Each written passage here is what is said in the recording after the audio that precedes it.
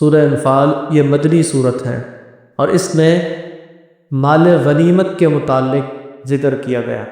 انفال کا معنی ہی ہے مال غنیمت۔ سورہ انفال میں خاص طور پر غزوہ بدر کا ذکر ہے۔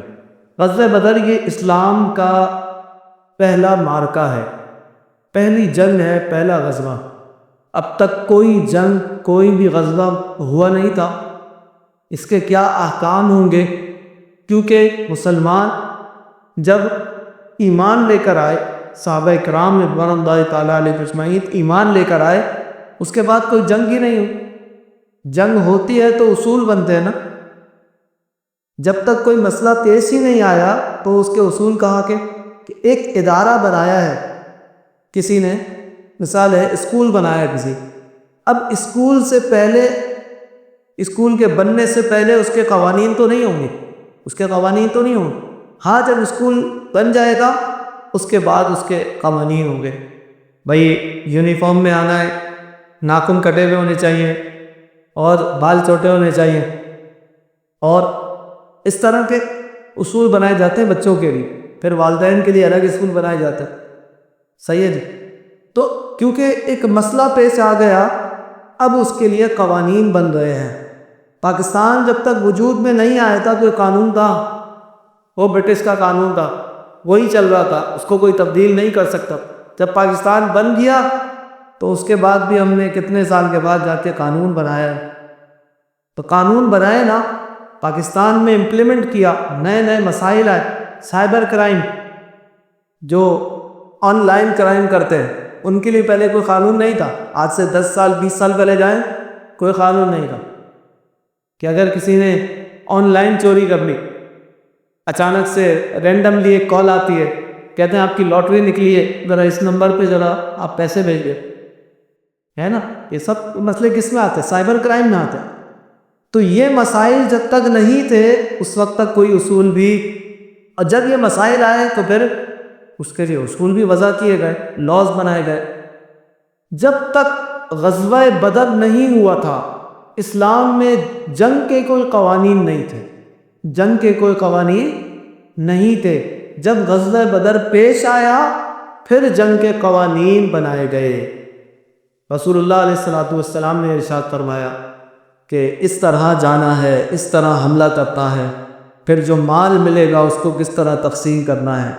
غزوہ بدر سے فارغ ہو کر صحابہ اکرام آئے تو کچھ صحابہ وہ تھے جو آگے تھے، کچھ صحابہ آگے تھے جو آگے لڑ رہے تھے، اور کچھ وہ تھے جو پیچھے کھڑے ہوئے تھے۔ اور تو جو آگے والے صحابہ تھے وہ نوجوان تھے، ظاہر طاقت ہوتی ہے، زور ہوتا ہے، وہ آگے آ کے میدان میں بیٹھتے ہیں، میدان میں آگے آگے کھڑے ہوتے ہیں، اور جو کمزور ہوتے ہیں، تھوڑے سے نحیف ہیں، وہ پیچھے کھڑے ہوتے ہیں۔ تو جب غزوہ مکمل ہو گیا، اللہ تعالیٰ نے کفار کو شکست دی اور مسلمانوں کو فتح عطا فرمائی، تو اللہ رب ذوالجلال کے حکم سے جو مال ملا تھا اس کے متعلق صحابہ میں اختلاف ہوا کہ یہ جو مال ہے اس کا کیا کیا جائے گا، یہ کس طرح تقسیم ہوگا، کیسے ڈسٹریبیوشن ہوگی۔ تو پھر اس طرح معاملہ پیش آ گیا۔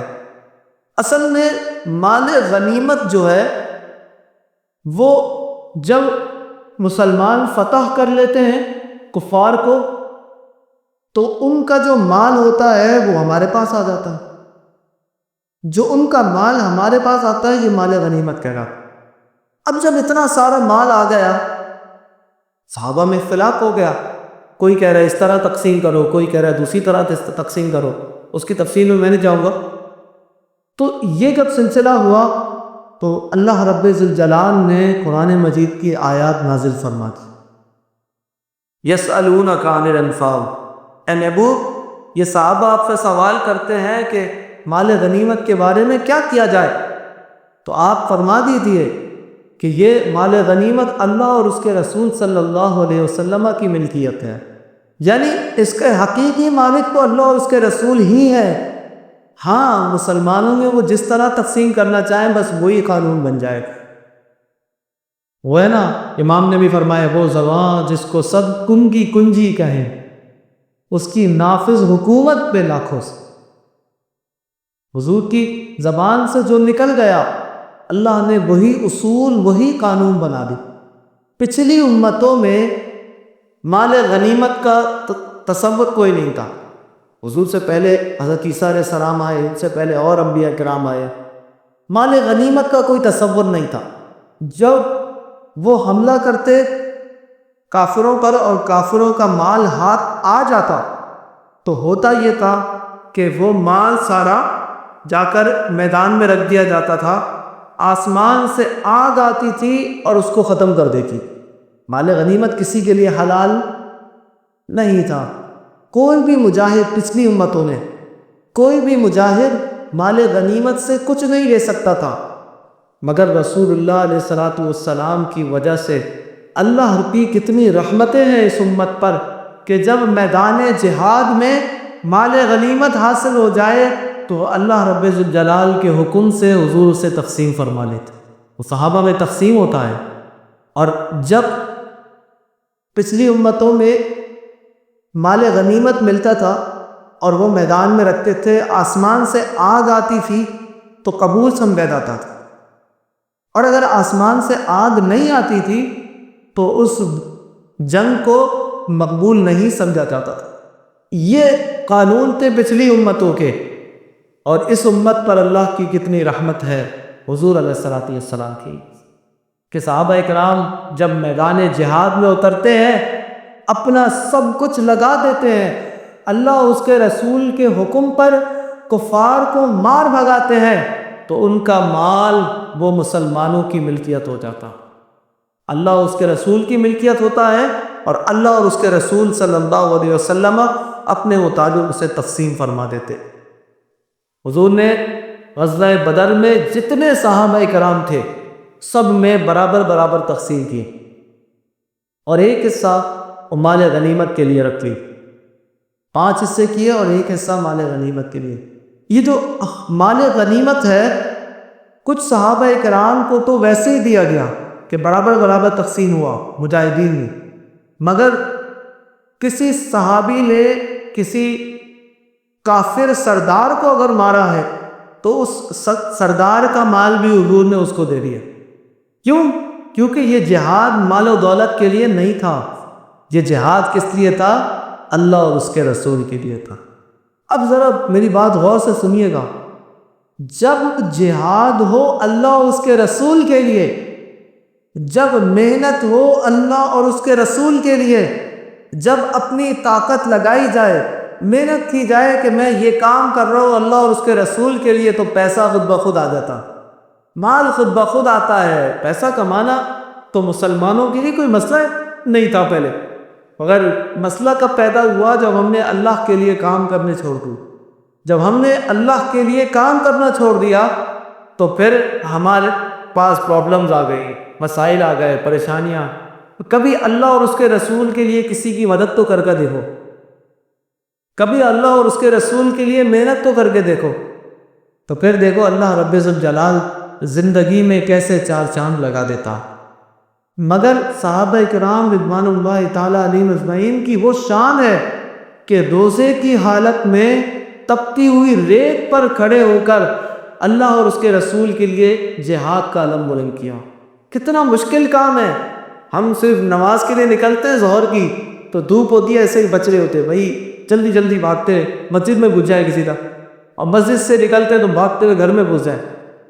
یہی کیفیت ہے سب کی، یہی کیفیت ہے۔